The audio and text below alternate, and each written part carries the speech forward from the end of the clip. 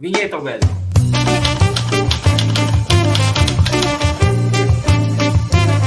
Temos que chamar Pedro Júnior. Aí. Bom, boa noite mais uma vez a todos. Pedro Júnior aqui, nosso convidado especial aqui participar com o Jorge Câmara, da nosso bate-papo aqui sobre o plano diretor de Natal. Antes eu queria registrar, como eu registrei anteriormente, mas para os cortes, né, Alberto? Jorge Câmara, advogado, petroleiro, secretário de Junta de Administração do Governo do Estado, mestre de Estudos Urbanos e Regionais pela UFRN, especialista em Gestão Pública pela UFRN, foi vereador de Natal por 3 mandatos, foi membro do Conselho Nacional das Cidades, foi fundador e presidente do Parlamento Comum da Região Metropolitana, que era uma articulação de vereadores para debater o papel da Grande Natal no desenvolvimento urbanístico, urbano e social. Seja bem-vindo, George, ao nosso programa. Como o Christian, que sempre apresenta esse programa, eu quero, em todos os momentos, venho registrando aqui a ausência dele, ele nos pediu para hoje não participar do programa, pediu um dia de férias, a gente cedeu, e hoje eu estou aqui com muita honra nessa bancada. O nosso programa tem um momento de entrevista, nosso programa se chama Bate-Papo 65, porque são 65 minutos, então a gente tem contigo ainda 30 minutos de conversa. Convidamos especialmente o Pedro Júnior, que vai participar desse debate aqui conosco, porque também é especialista da temática, geógrafo, e foi assessor, inclusive, seu na Câmara Municipal de Natal, e conhece dessa temática sobre o plano diretor. E eu inicio com a seguinte pergunta, acho que seria rapidinho aqui, deixa eu pegar minha pergunta, que eu formulei ela aqui. Bom, a Prefeitura de Natal, Jorge, ela vem anunciando e protocolou semana passada o plano diretor da Câmara Municipal de Natal, que é a última instância, né, de aprovação dessa lei, vem anunciando que foi realizada uma série de consultas, elaborações, debates, palestras, seminários, que o Plano Diretor do Natal passou por uma série de momentos no seu processo de elaboração, que é preciso, e eu vi várias vezes, tanto o secretário de Meio Ambiente quanto o prefeito levantar que a Câmara Municipal de Natal não tem mais um papel relevante no necessário ajuste, na necessária correção, porque o plano, segundo eles, o plano diretor do Natal já foi recepcionado por várias instâncias, ele está pronto para ser aprovado. E aí eu inicio a conversa de hoje com essa pergunta. Você, inclusive, já foi do Conselho Nacional das Cidades. O que a gente espera que esse plano diretor do Natal deva ser chancelado, aprovado, e qual o papel da Câmara Municipal do Natal nesse processo? Boa noite mais uma vez, seja bem-vindo. Bom, eu quero, em primeiro lugar, agradecer pelo convite, né?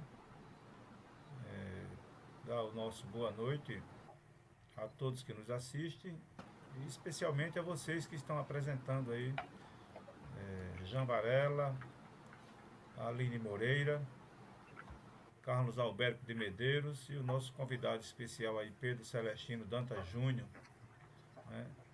É uma satisfação poder participar desse programa. Eu já tenho assistido ele em outras quartas-feiras, né? Com outros temas e outras pessoas. E me sinto muito honrado em poder participar dessa conversa, né?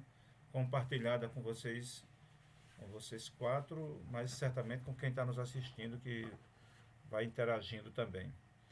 O papel do legislativo, na verdade, não é só legislar, né? Se você for ver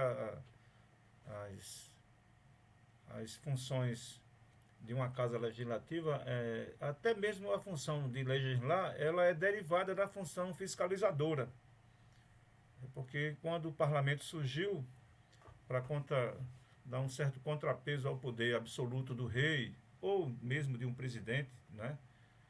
Na monarquia ou na república, nos países que inclusive, adotaram sistemas híbridos e parlamentarismo e tal, mesmo você, sempre o legislativo, ele é uma forma de compartilhar o poder com o executivo, mas sempre fiscalizando o exercício do poder. Então, O papel da Câmara Municipal de Natal é zelar, é ser a guardiã do interesse público.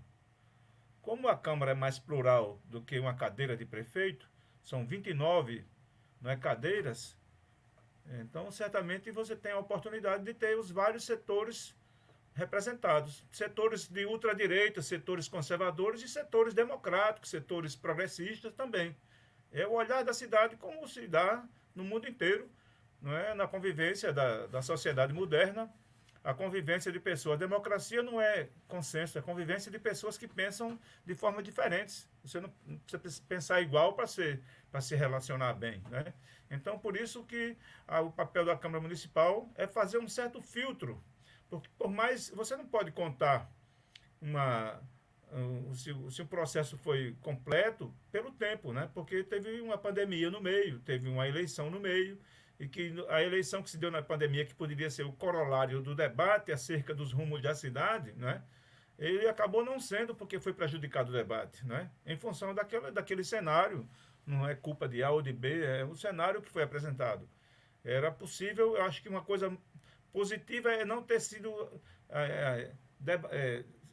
submetido ao legislativo antes das eleições. Era preciso você ouvir a opinião das candidaturas, a prefeito e vereador, prefeitas e vereadoras, né, homens e mulheres aí candidatos e candidatas, e aí você ter uma cidade se posicionando pelas posições programáticas, né, de cada representação de candidatura. Então, eu acho que o papel da Câmara Municipal é buscar fazer o debate que não foi possível fazer no Executivo, né? Porque tem uma linha de pensamento que eu acho que cabe a gente debater aqui sobre essa temática, mas eu acho que a Câmara pode resgatar e não ficar como se fosse uma extensão, né? Um braço da Prefeitura, mas um debate mais plural, que é natural que se faça, sem que isso seja contrariar ou concordar ou discordar do prefeito, mas por ser uma casa mais plural, ela pode fazer um debate mais amplo, né? Um debate que possa ouvir melhor a sociedade. É isso. Muito bem, George. Obrigado mais uma vez. Pedro Júnior, agora com você. Olá, boa noite a todos e todas, né, presentes aqui nessa sala, mas também os demais que estão assistindo pelo canal, né, o canal M65. Obrigado mais uma vez aí pelo convite. Eu acho que esse tema ele é de extrema importância para a cidade, né, George, né, porque o plano diretor, né, o que é um plano diretor? Muitas vezes as pessoas não sabem o que é o plano diretor, né? O plano diretor ele é um instrumento que você pega, vamos dizer assim, o mapa da cidade, ó, aqui pode crescer, aqui não, aqui a gente vai preservar, aqui a gente vai construir, mas vai construir de forma controlada, não pode ter grandes edifícios, né? Aqui não, essa área aqui vai ser uma área turística. Então, o plano diretor ele é mais ou menos um instrumento, né, que nós da cidade devemos decidir como é que deve se dar o crescimento, o desenvolvimento da nossa cidade, né? E aí o que é o processo de elaboração do plano de revisão, de criação e de revisão, né? É um processo de disputa. É um processo de disputa onde os interesses da construção civil se faz presente e o interesse por outro lado, né, os interesses dos moradores e dos usuários que usam a cidade, né, que quer a cidade de forma passível de ser usada com tranquilidade, com um equilíbrio ambiental, com um paisagismo que agrade também, né, porque muitas vezes fazem o plano diretor da cidade para agradar turista, mas na verdade quando você agrada o morador, certamente o turista é privilegiado também, né? E aí, George, como é que você, com essa experiência que você tem aí já de vários mandatos e experiência no trato aí da gestão, né, da cidade, né? Como equilibrar, né? Como fazer o interesse, né? Fazer com que esses interesses possam ser, vamos dizer assim, levado em consideração, mas, por outro lado, você ter também os interesses, né, dos moradores e dos usuários, né, também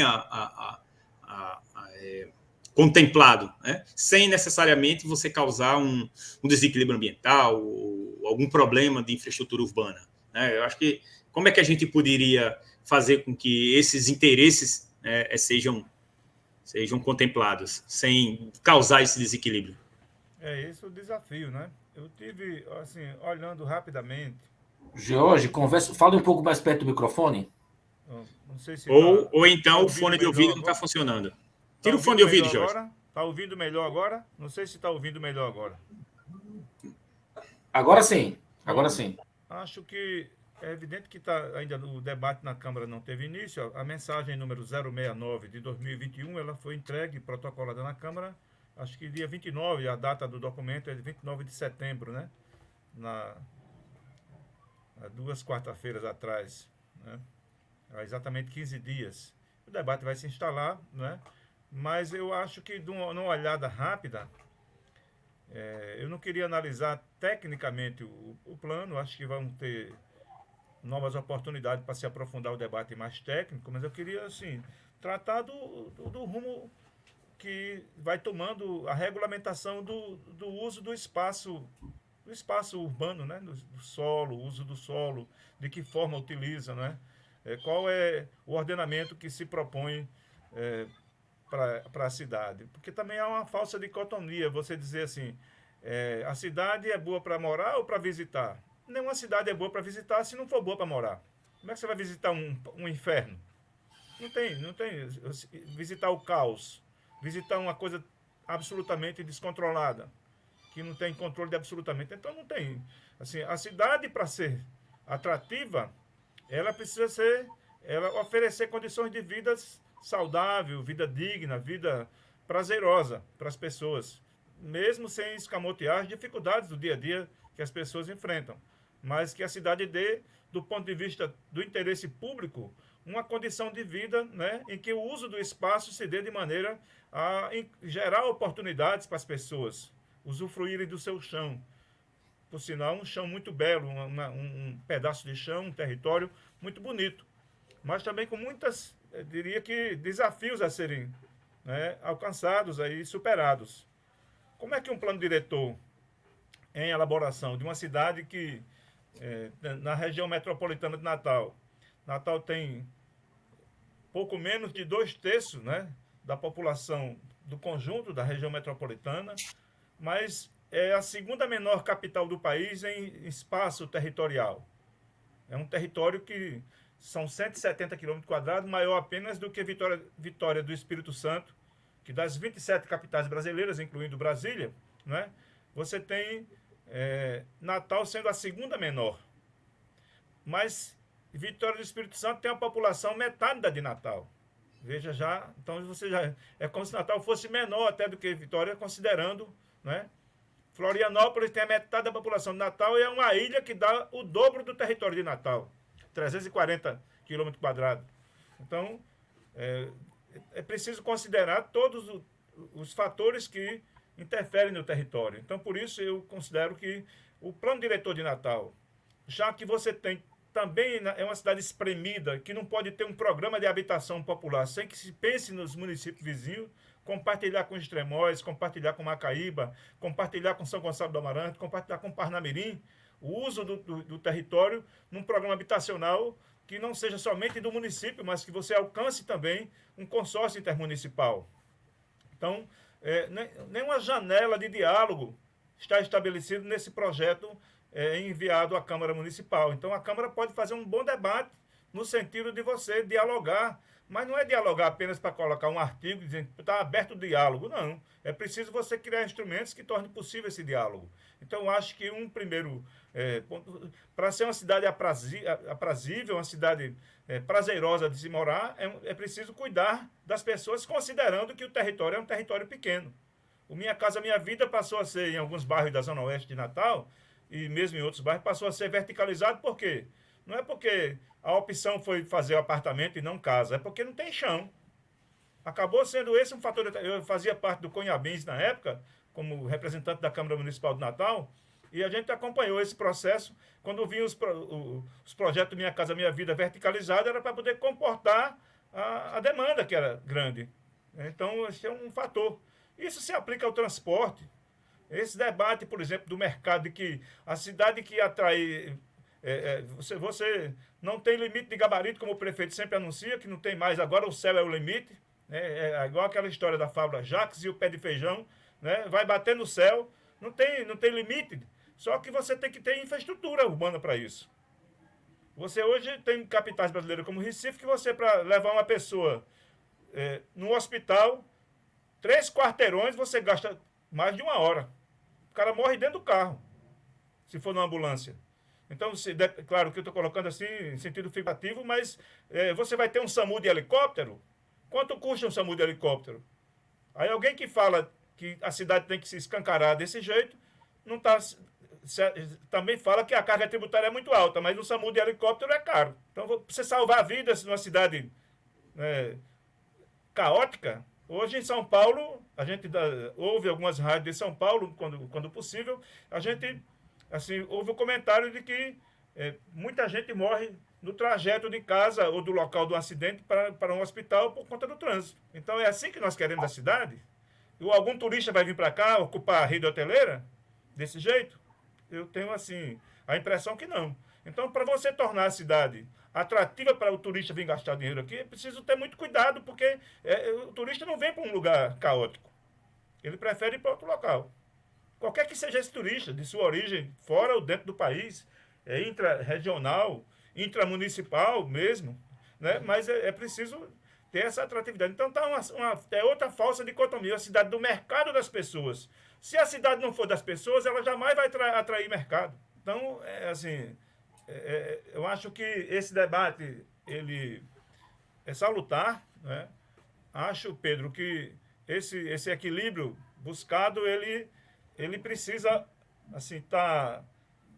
a Câmara pode ter esse papel de ser aquilo que a Prefeitura não foi, ouvir as pessoas, e poderia ter instrumentos para ouvir mais as pessoas que vivem no seu dia a dia, que se deslocam, que a pandemia trouxe um novo cenário, mas você via a superlotação dos transportes públicos nas horas de pico, de ida e retorno, de casa a trabalho e retorno trabalho-casa, né? Então, são fatores que eu acho que é preciso.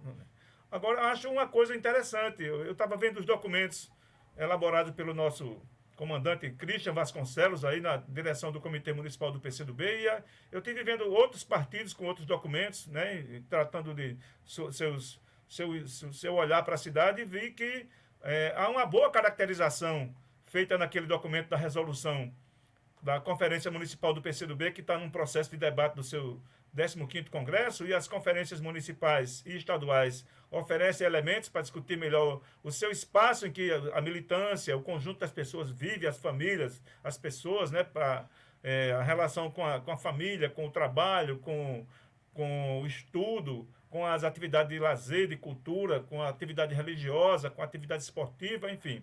Então, eu acho que essa caracterização de que Natal é uma bela cidade, mas é um território de muita fragilidade do ponto de vista físico, territorial, ambiental.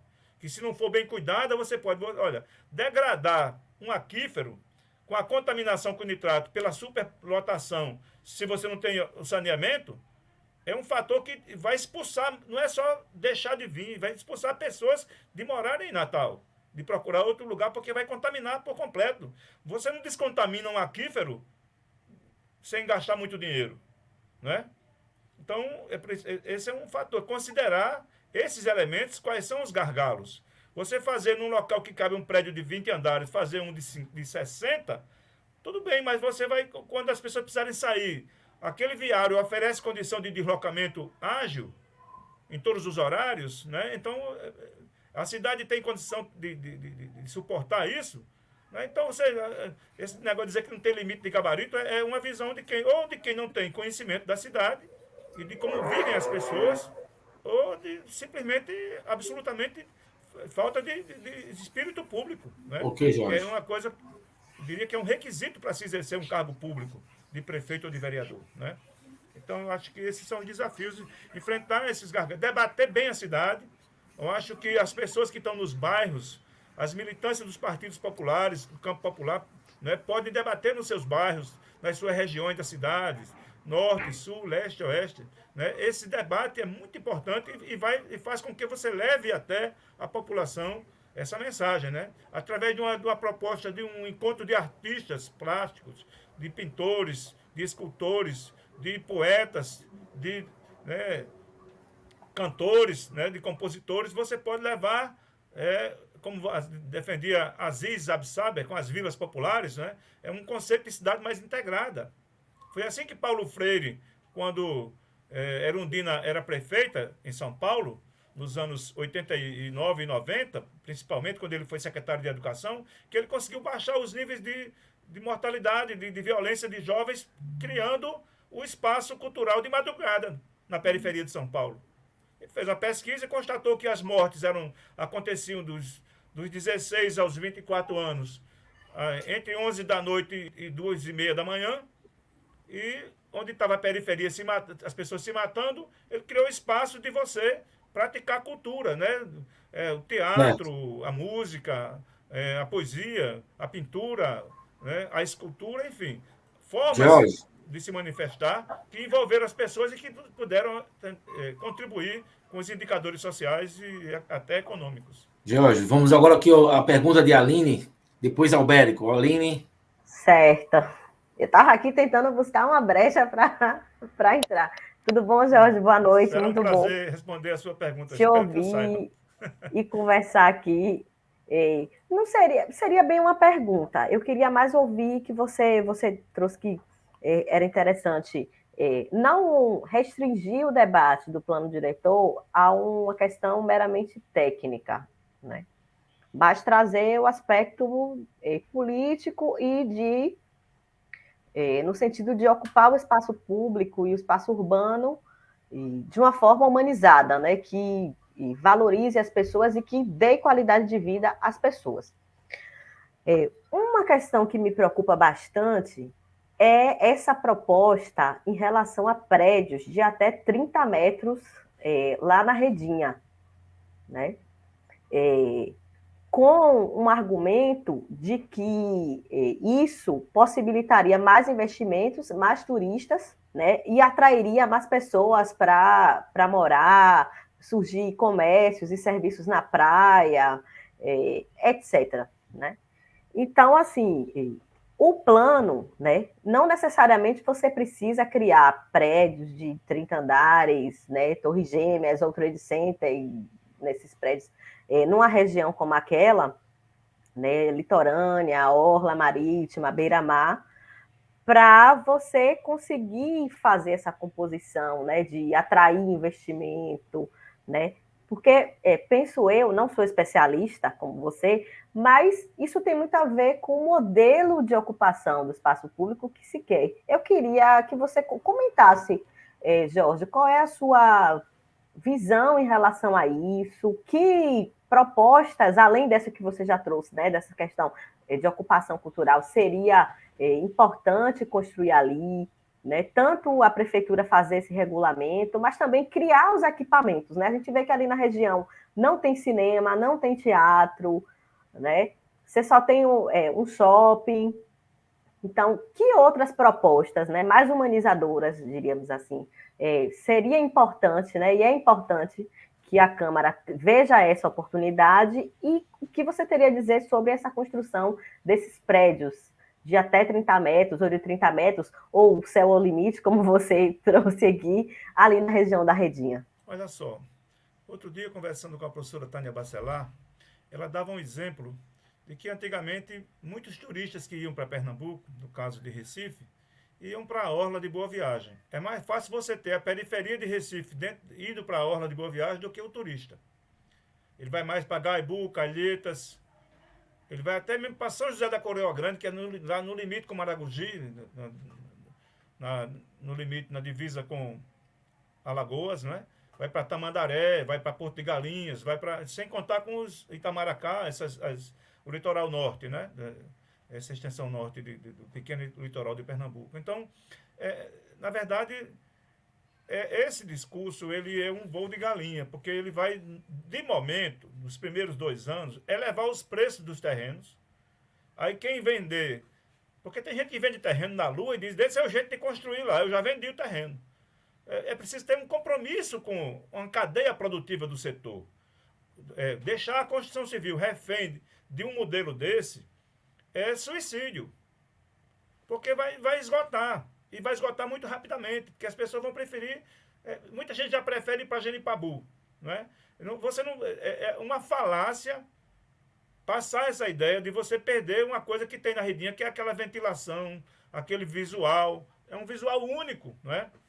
Nós já perdemos pelos espigões, da pequena faixa que tem espigões ali próximo de Areia Preta, nós já perdemos quem está na ponte Nilton Navarro, que olhar para frente, para quem vem no sentido de indo para Ponta Negra, da Zona Norte para a Zona Sul, você não consegue ver o farol de Mãe Luísa, que era uma paisagem singular. No mundo inteiro só tinha o farol de Mãe Luísa em Natal. Mas depois Natal conseguiu esconder o farol de Mãe Luísa de um turista que aquilo mexe com o imaginário das pessoas, de querer voltar para ver paisagens bonitas. Quase fizeram o mesmo com o Morro do Careca, mas né, quando entrou no debate a questão a singularidade da paisagem, não é?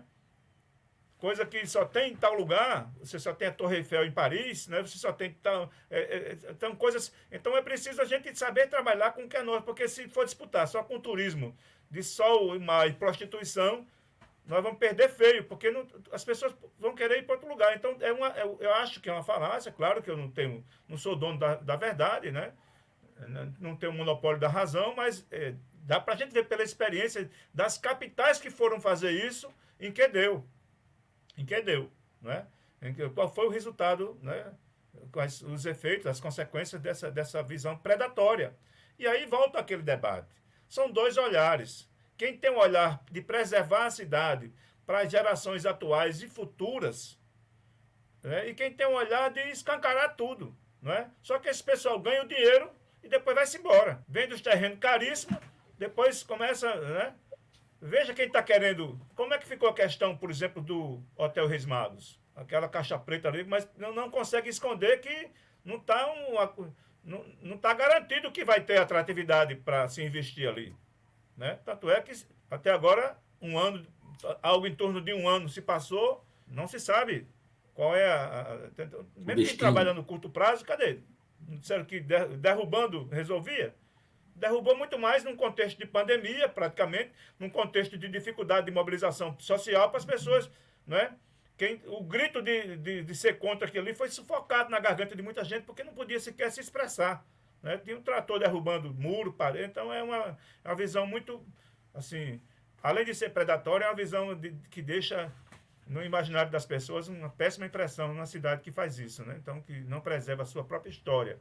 Então, eu acho que é preciso, não é, estabelecer esses mecanismos de garantia de que a parcela da sociedade que tem um olhar diferente seja chamada a debater, se aprofundar no tema e querer dizer, tudo bem, levante o prédio, agora garanta o meu saneamento, garanta as condições de conviver com esse adensamento volumoso em tão curto espaço de tempo, bruscamente, garanta também vias de acesso que dê condição de escoamento em condições dignas para se viver e não para se morrer, né? Então, eu acho que isso eu diria que são vetores, se você for analisar, são variáveis de uma equação em que não tem uma única variável. Você tem N variáveis. E aí não pode olhar apenas por esse olho.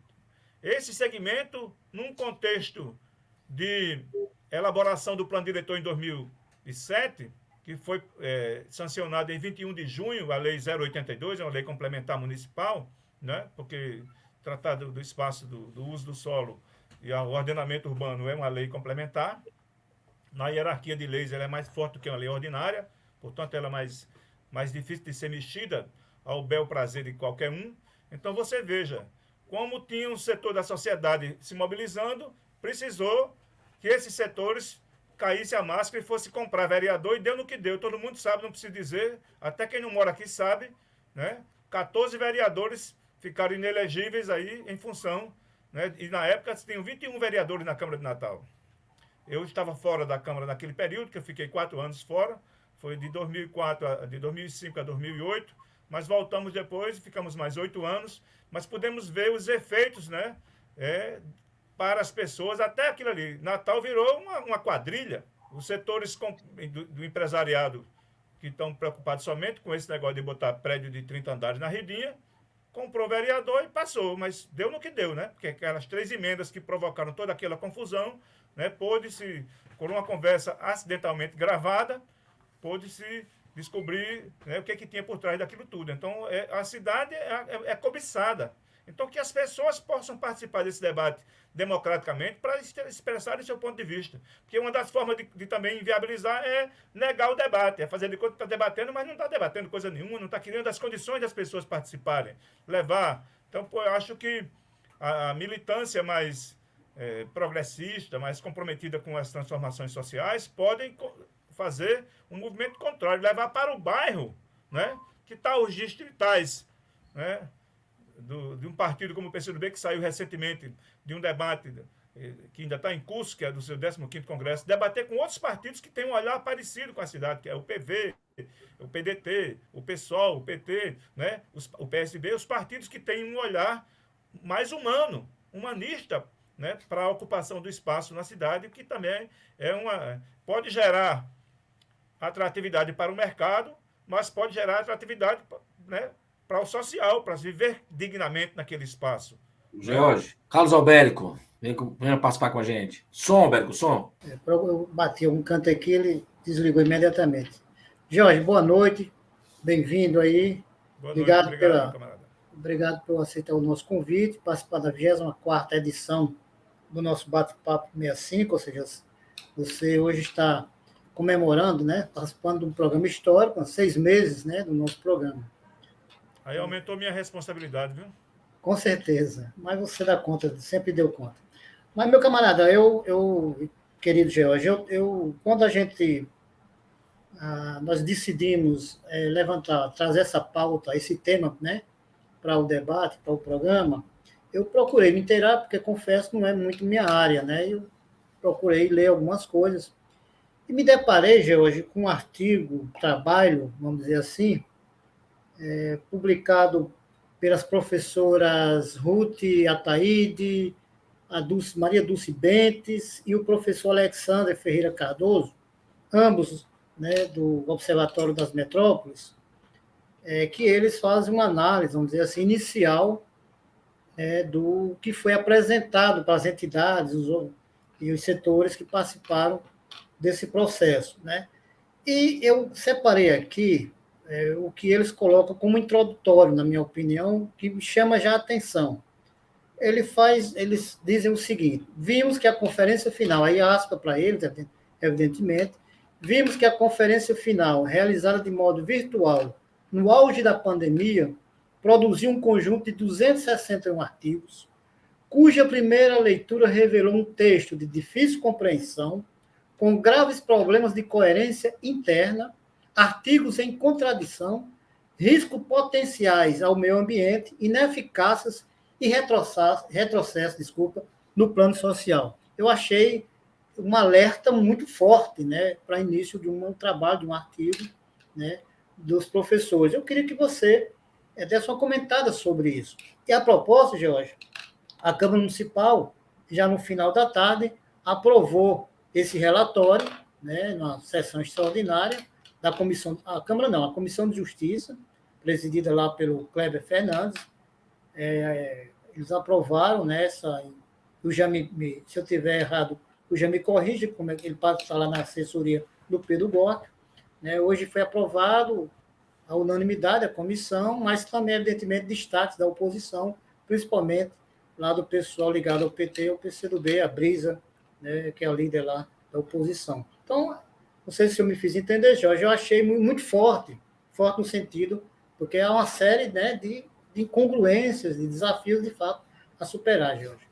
Aí eu pergunto, o que a Comissão de Constituição, Justiça e Redação Final aprovou foi o projeto encaminhado pela Prefeitura ou foi eu diria que esse texto dos professores? Não. O texto é o que me baseei para entrar um pouco nesse assunto. O que a Comissão de Justiça aprovou foi o relatório enviado pela Prefeitura, pelo Poder Executivo.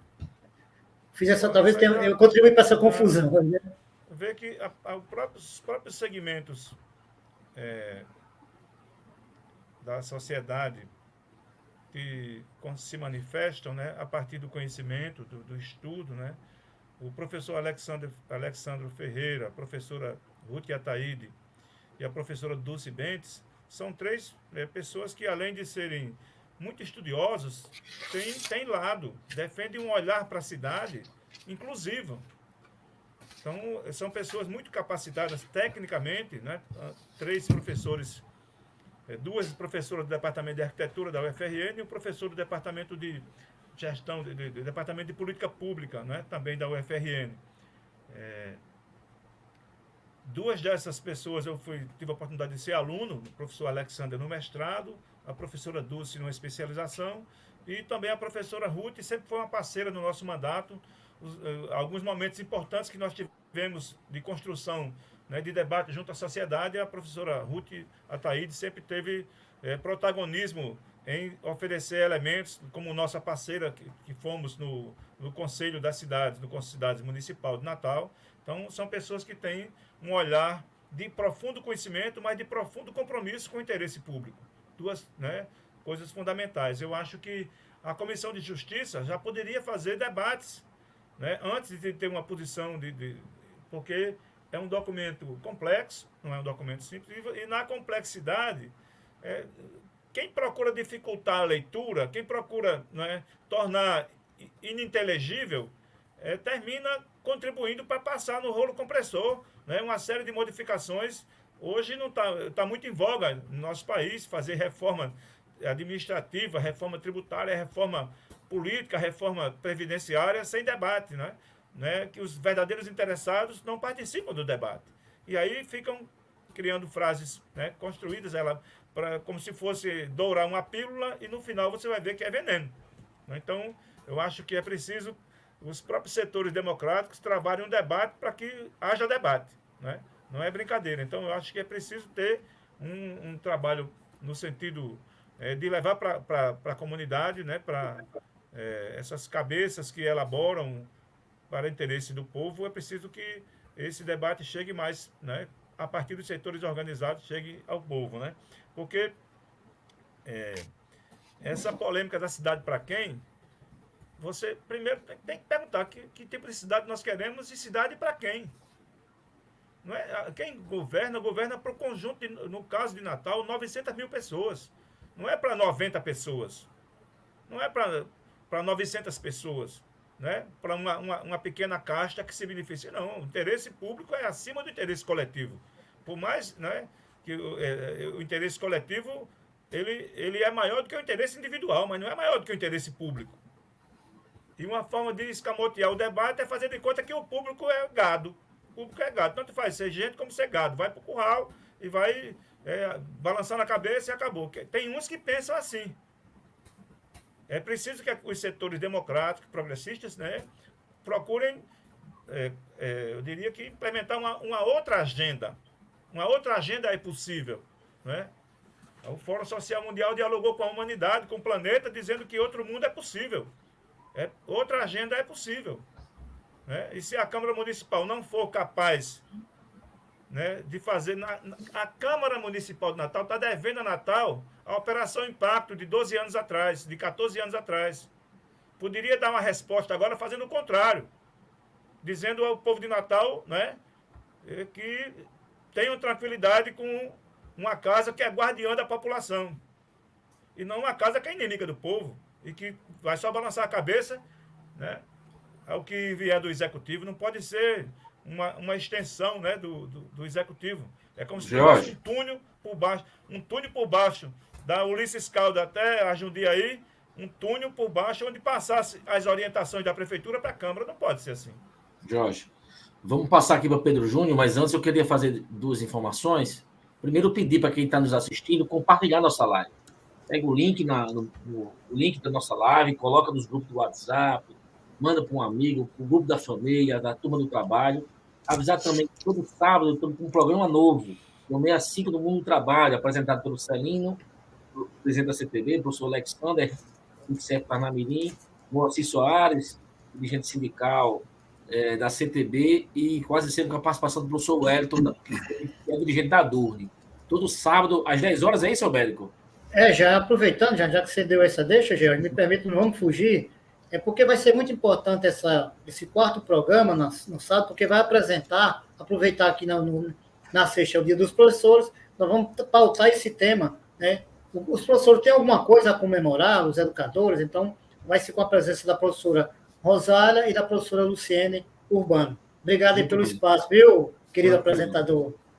Bom, vou passar aqui para Pedro Júnior, já são 19h14, nosso programa já está chegando ao fim, mas vou passar aqui para outra pergunta. E aí, quando o George responder, já peço para fazer as considerações, George, para a gente já ir encerrando o nosso programa. Pedro Júnior. Vamos lá. Assim, George, a gente, com o golpe de Dilma, né, todo aquele processo de participação social foi destruído, né? Eu acho que George ainda é um conselheiro da cidade, não é isso, George? Preso, porque não houve a renovação do conselho da cidade, né? No final de 2014, eu estava como conselheiro da cidade de Natal, conselheiro do Concidades Estadual e do Concidade Nacional pela Frenavru, que é aquela frente de vereadores pela reforma urbana, né? Então, a gente teve a oportunidade de fazer um pouco esse debate com os três olhares do município, do Estado e da União. Isso, né? Então, assim, a gente vinha num processo de debate, de discussão, onde a população opinava, as políticas públicas eram debatidas, né? Ouvindo o usuário, ouvindo a população, o cidadão, os conselhos comunitários, a associação de moradores, né? E aí a gente encontra um processo de debate, né, do plano diretor, que talvez tenha sido, não quero julgar, mas devido ao processo da pandemia, isso tenha dificultado, né? Mas, assim, com todo esse processo, né, da participação que foi, de certa forma, gerou muita confusão, até hoje gera muita dúvida do plano diretor, porque não é fácil de entender, como o Albérico leu aí nessa introdução do artigo dos professores, né? Não é fácil. Qualquer técnico que pegue também tem muita dificuldade mesmo de entender, né? E aí, George, é uma pergunta assim, eu sei que você já falou, mas eu queria que depois você pudesse reforçar, né? Quem perde com isso? Quem é que perde? O que é que o que é que essa cidade perde ou ganha? Seria isso. Eu acho que é o ponto principal, sabe, Pedro? Porque é a partir dessa crise de representatividade que podem surgir novas formas de abordar as pessoas. Vamos abordar as pessoas pela cultura, lá na Zona Oeste, por exemplo, Cidade da Esperança, Bom Pastor, Felipe Camarão, Guarapes, Planalto, né? Bairros que têm uma riqueza de produção cultural. Pela cultura pode ser uma forma de levar a mensagem de resistência da cidade. Cada região da cidade tem o seu olhar a partir de suas manifestações esportivas, culturais, religiosas, né? Enfim, de toda natureza, que possam ser, né, fazer parte desse debate, levando a população. Não tem outro caminho, é mobilizar a sociedade, e não se mobiliza no escuro. Não se mobiliza sem que haja debate para levar o conhecimento a um número cada vez maior de pessoas, não é? Nós tínhamos um movimento importante que estava acontecendo.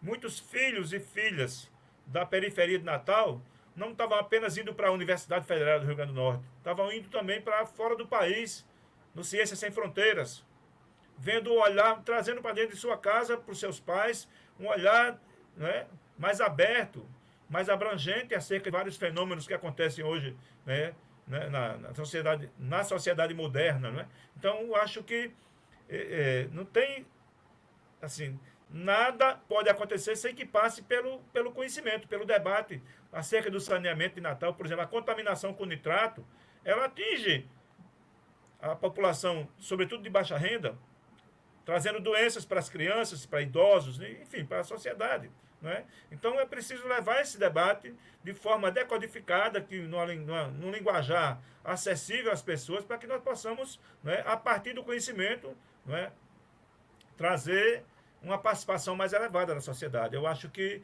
esse é um caminho, não vejo outro. Mandatos populares podem fazer isso. Eu acho que o Pedro Gork, né, já tive a oportunidade de participar com Pedro Pedro Gork, Jean e sua equipe, né, de algumas ações em alguns bairros. Achei interessante a abordagem que faz, já articulando essa mensagem da cultura com a mensagem da estruturação da cidade. A cidade para quem? Mas assim, veja só, quando se tem uma dívida, dívida nenhuma se paga sem cobrança. Se o sujeito deve R$100 a outro, e o cara está esculhambando com ele, e ele deve R$100 a um cara que está calado, vai pagar primeiro a quem? A quem está reclamando. Mesma coisa é uma dívida social. Se a população excluída não se levantar, não vai ser um iluminado que vai chegar lá e vai resolver o problema da dívida social. E veja que a dívida social, a manipulação da narrativa qual é? Para tirar Dilma e Lula, qual foi a narrativa? Foi dizer que ia ter algo melhor? Como ter algo melhor? A dívida social, é preciso municiar aquelas pessoas que são os credores dessa dívida social para que elas cobrem, né? E não é difícil você, né, movimentar quando você leva uma mensagem esclarecedora para a periferia, para os bairros, né, para a população. Então, eu acho que esse é um debate interessante e acho que é um caminho, né, para que a cidade, para quem, possa ser de quem realmente, de fato, tem amor pela cidade e tem, diria que, empatia, amor correspondido com a cidade. Então, eu acho que a cidade tem que ser mais generosa com esse povo, mas não vai ser generosa por uma dádiva. Vai ser generosa se a população for capaz de cobrar. É uma relação. Os povos mais organizados conseguem uma vida mais digna, né? Porque senão quem define é o econômico, o melhor asfalto, a melhor iluminação, a maior cobertura com serviços de segurança, de saúde, de educação, nos bairros onde tem mais riqueza, onde as pessoas não estariam precisando do poder público. Mas a cidade é desigual. No sistema capitalista, a cidade é desigual e produz desigualdade, né? Então, essa colocação, Aline, por exemplo, veja uma simples obra no Protransporte, ali na favela da África, já deixou um outro olhar, já deixou uma proximidade de você levar o poder público às pessoas num local excluído. Querer fazer um prédio de 30 andares naqueles locais ali, certamente vai gerar uma exclusão, vai ser uma expulsão para a periferia, não sei lá para onde. Mas as leis de Mãe Luísa, que preservaram, por exemplo, não ter desmembramento de lote para comprar pequenos lotes e depois fazer um hotel imenso, as leis preservaram como uma zona especial de interesse social. É um instrumento que o plano diretor não pode negar, porque é um instrumento que está na lei federal, no Estatuto da Cidade, e que o Estatuto da Metrópole não nega isso aí, reafirma o Estatuto da Cidade. Então, a lei de 2001, que tem muitos instrumentos que estão só no papel, não foram ainda experimentados, mas onde o povo se organizou, você teve, né? Então, eu acho que esse é um dado, né? A experiência de Mãe Luísa e de alguns movimentos que acontecem na Vila de Ponta Negra, em alguns espaços da cidade, eu acho que mostra que tem caminho, tem espaço para se caminhar e para se avançar. É isso. Muito bem, George. De nossa parte, eu diria, você já disse para fazer as considerações finais, já? Agradecer a Jean Varela, a Aline Moreira, Pedro Júnior, Carlos Alberto, né, e me colocar assim à disposição, porque é um tema apaixonante, né, um tema realmente palpitante, e a gente só tem a aprender junto. Grande abraço e parabéns ao Bate-Papo 65. Muito bem, George, obrigado. Chegando o Filipão aí para encerrar. Antes de encerrar, eu só queria registrar, eu acho que 2 ou 3 coisas, eu acho que é importante a gente refletir, e que o George abordou aqui, no documento que o PCdoB aprovou na sua outra conferência, elaborado pelo Christian. Acho que, e eu venho debruçando, refletindo em cima, são 3 coisas que eu acho que tem que dialogar com as pessoas para mobilizar as pessoas. Moradia. Tem um som aberto aí, gente. Estou concluindo. Moradia. Você tem um déficit habitacional de 70 mil pessoas em Natal. Pelo menos é o último dado que eu localizei estudando esse tema. Paralelo a isso, não à toa que você tem 10 ocupações de moradia de direito popular, ocupações de movimentos que reivindicam moradia, habitação, que saíram do aluguel, que nem o aluguel consegue pagar, o aluguel do barraco, de um kitnet, né? Paralela a isso, existe uma pressão para se construir prédios, apartamentos de 30 andares na orla da Ridinha. Esses apartamentos servirão a esse perfil de moradia? Não. Esses apartamentos têm outro objetivo. É o da especulação imobiliária, né? É do dito turista que nem visitará Natal. Eu participei de uma capacitação semana passada que eu lembrei de uma coisa que a gente dizia quando era mais adolescente, o pessoal lembrava.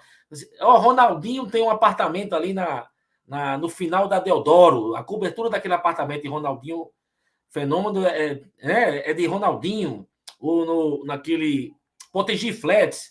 Ronaldo Fenômeno tem 4 apartamentos em Potengi Flats.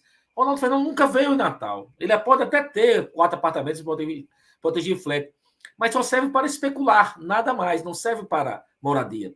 Eu estou dizendo isso para dizer o seguinte: acho que a gente precisa refletir sobre essa população e ajudar a entender e mobilizar essa população que luta por moradia. Uma outra questão é essa questão do transporte, da mobilidade. Aí, o nosso programa aqui, eu cheguei na hora. Eu saí de 17 horas da Câmara Municipal de Natal, eu cheguei em casa, eu moro na Copab, às 18 horas em ponto, foi 1 hora de trânsito. Está inviável, né? Insuportável. E olhe que nós somos privilegiados e temos carro próprio para andar por Natal pagando gasolina R$7.